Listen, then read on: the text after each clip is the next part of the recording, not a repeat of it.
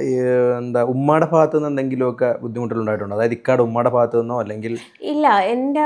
ഞാൻ വര തുടങ്ങുമ്പോഴേക്കൊക്കെ ഉമ്മ ഡിമ്മായിക്ക്. ഒരു 3 കൊല്ലം സഹിക്കേണ്ടി വന്നിട്ടുള്ളൂ എനിക്ക്. ഉള്ളൂ? 3 കൊല്ലം സഹിക്കേണ്ടി വന്നിട്ടുണ്ടായിരുന്നു അല്ലേ? അതെന്താ? അത്രയും ഏജ് ആയിട്ടുള്ള ആളായിരുന്നു. ആയിരുന്നു. അല്ല ഒത്തിരി അതിന് ഉപദ്രവിക്കുന്ന എന്തെങ്കിലും ഉപദ്രവം എന്നൊന്നും പറയാൻ പറ്റില്ല. നാവ് കൊണ്ടുള്ള നാവ് ഉപദ്രവമായിരിക്കും. കൊണ്ടുള്ള ഉപദ്രവമായിരുന്നു. ഭക്ഷണം തരാത്തൊരു റെസ്ക്യൂ ആയിരുന്നു. ഭക്ഷണം എന്താ തരാത്തെ?